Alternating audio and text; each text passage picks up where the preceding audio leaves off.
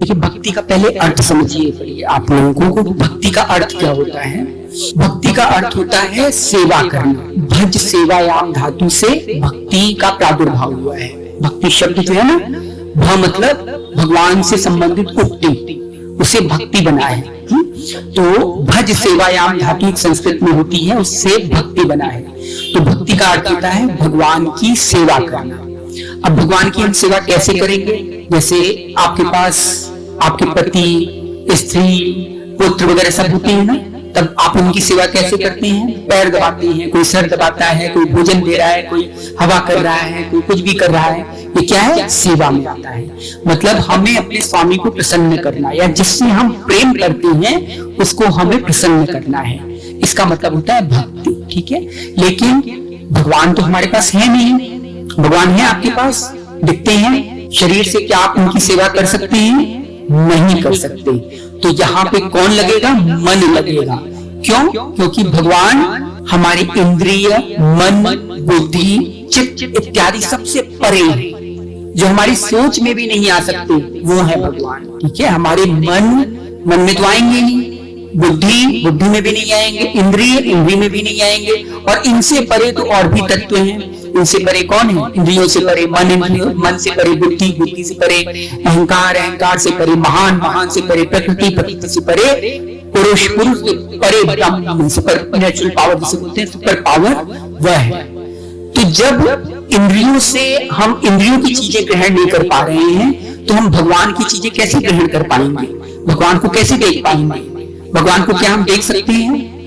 संसार में सारा कर्म करिए, संसार से हमें तन से हमें संसार का काम करना है, और मन कहाँ लगाना है? मन भगवान में लगाना है। जब आप भगवान में मन लगाने लगेंगे तो अंदर की जितनी आपके डिप्रेशन है, एंगर है, एंजाइटी है, मतलब जो अवसाद है आपके अंदर, जितनी ऐसी चीजें हैं कि छोटी छोटी बातों पे चिल्ला उठना, छोटी छोटी बातों पे क्रोध हो जाना, छोटी छोटी बातों पे दुखी हो जाना, अरे पकड़ लिया, सिर पकड़ लिया, या लोगों से आपस में लड़ाई झगड़ा करना, ये सब इसी के कारण होता है। आपने देखा है छोटी छोटी गलियों में औरतें दिन भर लड़ती रहती हैं, दिन भर लड़ती रहती हैं, उनको कोई काम धाम नहीं रहता। तूने मेरे बालकनी के आगे ये क्यों रख दिया, ये कूड़ा तूने यहाँ पे क्यों कर दिया, तूने झाड़ू ऐसे क्यों लगा दी, तूने ऐसे क्यों कर दिया। हर जगह यही काम होता है। क्यों? बस क्योंकि उनका दिमाग बस इसी सब में पचड़ी में लगा हुआ है, और इससे देखो पूरी दुखी है वो। उसी से क्या होता है? उसी से बीपी हाई आपका हो जाएगा, उसी से आपके डायबिटीज शुरू होगा, उसी से टेंशन होगा, उसी से धीरे धीरे शरीर के अंग अवयव खत्म होने लगेंगे। Kidney failure, heart failure, liver, pancreas सब बिल्कुल खत्म होने लगेंगे। फिर हम डॉक्टर के पास जाने लगते हैं, फिर इतनी भर भर के हथेली दवाइयां हम खाना शुरू करते हैं। इसलिए इन सब चीजों से जब आप हटेंगे, भगवान में मन लगाएंगे। भगवान में मन क्यों लगाना है? पहले बताइए क्यों लगाना है भगवान में मन? कोई एक बता दे इसमें से, आप लोग बताइए जी। मोक्ष प्राप्ति के लिए। बहुत बढ़िया। ये है क्या मोक्ष? क्यों नहीं आना? क्या हो गया इसमें? क्या चीज? आप कभी भगवान के पास रहेंगे? हाँ, ये बात बड़ी फैक्ट कही, रही है कभी न कभी। बहुत बढ़िया, बहुत बढ़िया, इनके लिए तालियां हो जाए। बहुत बढ़िया। मैंने जो बात कही है वेद की बात है ये, क्योंकि हम भगवान के अंश हैं। ममैवांशो जीवलोके जीवभूतः सनातनः, ईश्वर अंश जीव अविनाशी। ठीक है, इसीलिए यो वै सो हम उसी के अंश हैं। इट मीन्स हम भगवान के साथ हमेशा रहेंगे। इसलिए हम क्या चाहते हैं? दिन भर आनंद चाहते हैं। हम उठे, बैठे, सोए, जागे, हंसे, बोले, खाए, पिए, रोए, गाए, कुछ भी हम कर्म करते हैं, सब में हम क्या करते हैं?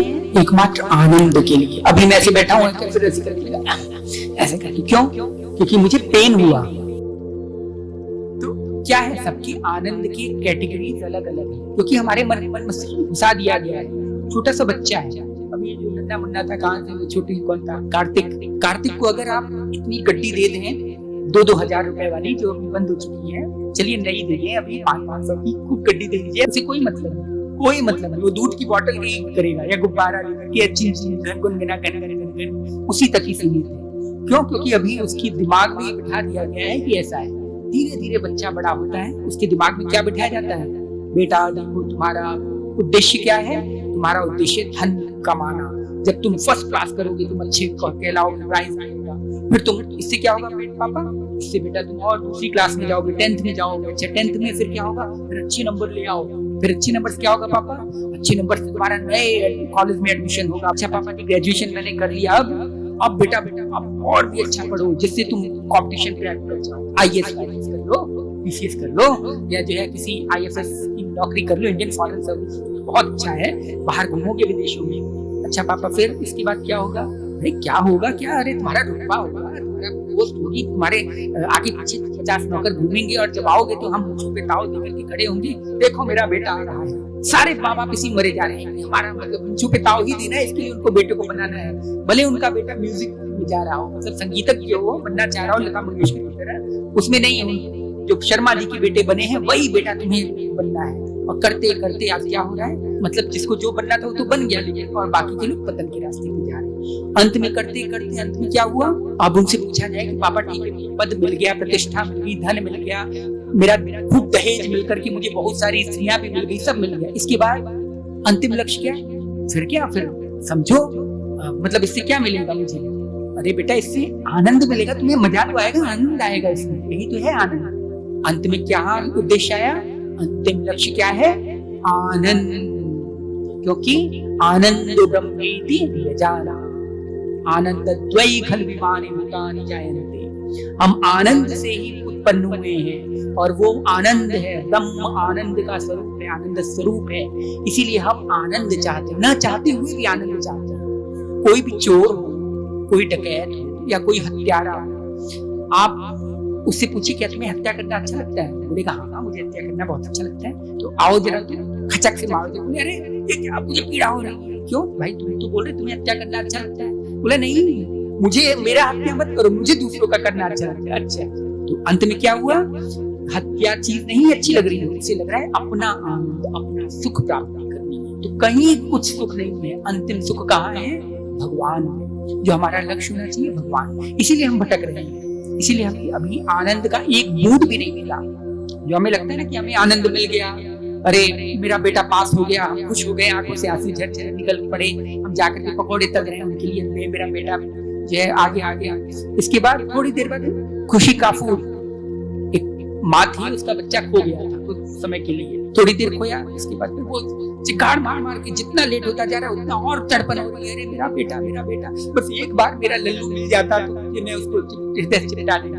अब ठीक है, लल्लू को खोजा गया, हर जगह घोड़े दौड़ाए गए, पता लगा लल्लू एक जगह किसी अपने मित्र के यहाँ थे, वहां से उनको लल्लू को पकड़ के लेके आए गए। अब लल्लू को जो है देखते ही माँ दौड़ी है, चिपटा लिया, खूब रो रही है, लल्लू का अरे वाह ये तो बड़ा प्रेम मिल रहा है, अभी तक तो माँ लठिया मारती थी और चप्पल यहीं फेंक के मारती थी, मुंह पे चपाट से लगती थी, आज कहां से आ रहा है।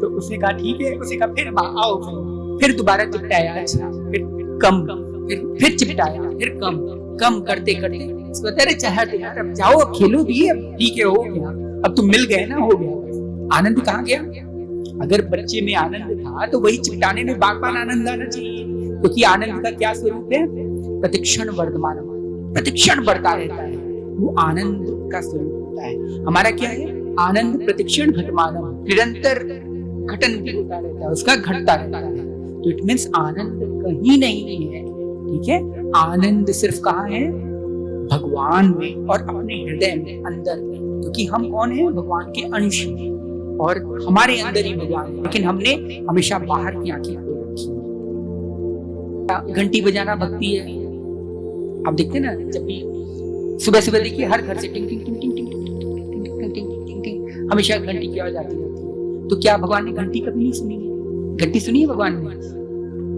जी, घंटे के बगैर भोग भी लगता, घंटे के बगैर जैसे आप आरती नहीं कर सकते, तो फिर घंटे के बगैर कुछ कर सका। तो अगर हम घंटी नहीं लगाएंगे, मतलब घंटी नहीं बजाएंगे, तो भगवान को सुनाई नहीं पड़ेगा। कि एक पैवलोव साइंटिस्ट था, उसने एक्सपेरिमेंट किया था, क्या किया था याद है आप लोगों को, कौन बताएगा, कुत्ते वाले, घंटी बजा करके तब वो खाना देता था, याद आया सबको, आप लोगों ने पढ़ा होगा कभी, तो ये तो 9th 10th में आ जाता है नहीं, तो क्या होता था, जब घंटी बजाता था तब कुत्ते को भोजन दिया जाता था, इसके बाद जब भी घंटी बजती फिर कुत्ते को भोजन दिया जाता है, फिर घंटी बजती फिर कुत्ते को भोजन दिया जाता है। तो कुत्ते को एक इंस्टिंक्ट हो गया था कि जब भी घंटी बजेगी तो मुझे क्या मिलेगा, भोजन मिलेगा। तो उसके जो लार ग्रंथियां आती है ना, लार ग्रंथियां, वो अपने आप लार टपकाने लगे। जब भी घंटी सुनता लार टपकाने लगता। तो यही हाल आप लोग भगवान के साथ करते हैं। मतलब भगवान को आपने वो मान लिया डॉग, कि मतलब जब तक घंटी नहीं बजेगी तब तक भगवान भोग नहीं करेंगे। ऐसा नहीं होता। बजाने चाहिए, बजाइए कोई बात नहीं, लेकिन उसका अर्थ समझिए। ऐसा मैंडेटरी नहीं है, मतलब पूरा वो नहीं है कि आपको बजाना ही बजाना है, इसके बगैर भगवान भोजन नहीं करेंगे, भगवान कपड़े नहीं पहनेंगे, भगवान गुस्सा हो जाएंगे। नहीं, घंटी भगवान के लिए नहीं है, घंटी आपके लिए है। ये नाद होता है, घंट नाद। जब इसकी ध्वनि आपके कानों में पड़ती है ना, तब इसका आपका मन कंसंट्रेट होता है, मतलब एक जगह लगता है, फोकस होता है। ये घंटी भगवान के लिए नहीं होती, घंटी आपके लिए। भगवान इन घंटी पट्टी कंटी सबसे परे है, उनको ये सब भौतिक चीजें कोई मायने नहीं रखती। तो घंटी हमें बजानी चाहिए। कब? अपने लिए। हम घंटी जब बजाते हैं, घंटी बजाने का कोई प्रश्न वैसे नहीं है, मैं आपको बता दूं। ये अभी कर्मकांडियों ने शुरू किया है। घंटी सिर्फ मंदिरों में बजा करता था, वो टन से बजता था। तो घंटी जो मंदिर का स्वरूप होता है ना, ट्रायंगल शेप की होता है। आप कभी भी देख लीजिएगा, गुंबद, चर्च, मंदिर या किसी भी धर्म स्थल का कोई भी स्थल हमेशा कैसा होगा? इस आकार का होगा। क्यों? क्योंकि हमारी ऊर्जा ऊपर की ओर जाती है, सारी चीजें हम ऊपर की ओर लेकर जाते हैं। सूरज की किरणें जब आती हैं तो ऐसे आती हैं। जब हम फोकस करते हैं ना, वो लेंस लेते हैं, लेंस में जब सूरज की किरणें डालेंगे तो ऐसे आकर के ऐसे चल जाएगी। ठीक है? तो हमें फोकस करने के लिए घंटी होता है, घंटा नाद। जब हम टंग,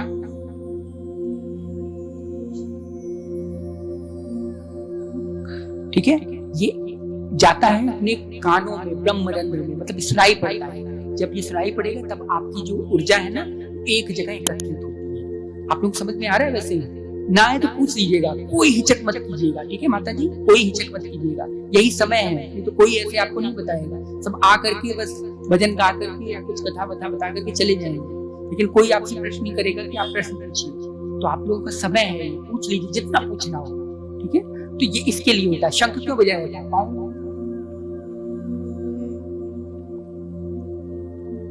क्या हो रहा है? ये हमारे अंदर की ऊर्जा को वाइब्रेट कर रहा है। जब ये ऊर्जा वाइब्रेट होगी तभी हमारा मन कंसंट्रेट होता है, एक जगह फोकस होता है। उसी फोकस को क्रिएट करने के लिए हम लोग भगवान का ध्यान करते हैं, ताकि हम ध्यान कर सके भगवान को। ठीक है? तो आप घंटी बजाएं या न बजाएं, आप प्रेम से ही भगवान को अर्पण कर दीजिए कि भगवान आप भोजन करिए। आपके पास भोजन भी नहीं है, तब पर भी आप प्रेम से मन से बनाइए कि भगवान मेरा भोजन कर रहे हैं, मैंने भोजन उनको खिलाया, लड्डू खिला रहे हैं, ये खिला रही हूँ। आपने बनाया नहीं है अभी, ठीक है, लेकिन आप बना रहे हैं रसगुल्ला और भी भगवान को ये, भगवान को। अब ऐसा तो है नहीं कि भगवान किसी गरीब के यहाँ नहीं खाएंगे। अब भाई किसी के यहाँ नहीं पनीर की औकात है तो बेचारा क्या करेगा? तो भगवान से नाराज रहेंगे, बोलेंगे नहीं नहीं, मैं तो जो है तुम्हारे यहाँ नहीं आऊंगा, मैं सिर्फ अंबानी के यहाँ जाऊंगा जहाँ मुझे भरपूर व्यंजन मिलेगा। ऐसा तो नहीं है ना। तो मन से जो भी आप भगवान को करेंगे, इसलिए भगवान का नाम है भावग्राही जनार्दन। भगवान भाव के भूखे हैं, उनको किसी इन सब चीजों से कोई मतलब नहीं। वो साग के पत्ते खाने के लिए द्रौपदी के यहाँ चले गए, वो केले के छिलके खा रहे हैं विदुरानी के घर। उनको दुर्योधन के व्यंजन करोड़ों मतलब अनगिनत बनाए गए थे, सबको त्याग करके विदुरानी के घर केले के छिलके खा रहे हैं। इतने भोले हैं हमारे भगवान, लेकिन हम लोग क्या करते हैं? हम लोग उनको इतना ऊपर कर देते हैं कि हमको छूना मुश्किल हो जाता है। हमें ऐसा नहीं करना है। भाव से जो आप करेंगे ग्रहण, भगवान को वस्त्र पहनाना है, हीरो का हार पहनाना है, कोहिनूर हीरा जो जड़ा हुआ है, आप उसकी माला अगर भगवान को पहनाना चाहते हैं, मन से बनाइए, भगवान को मैं कोहिनूर से जड़ित माला भगवान को पहना रही हूँ। आहा, चमक देखिए भगवान के अंगों पर, उस माला की चमक देखिए। भगवान ने पहन लिया, ग्रहण कर लिया। आप ये मत सोचिए कि मेरे पास कोई नूर नहीं, अब जाकर के मुझे उसको कौन है क्वीन विक्टोरिया को मारना पड़ेगा तब जाकर के जो है कोई हीरा लाना पड़ेगा। ऐसा नहीं है। ठीक है? आप मन से करिए। आपके पास कौस्तुभ मणि वो भी पहनाइए, कुछ भी पहना सकते हैं भगवान। तो भगवान किसी जाति, संप्रदाय, धर्म, गरीब, नीच, ऊंचा नीचा, अमीर गरीब, इन सब चीजों से परे हैं। भगवान को केवल शुद्ध हृदय चाहिए, बिल्कुल शुद्ध हृदय। ठीक है? निर्मल मन जन्म सोहि पावा, मोहि कपट छल छिद्र न भावा। वही चाहिए भगवान, निर्मल जो मन है उसको निर्मल कर दो, मल से विहीन कर दो।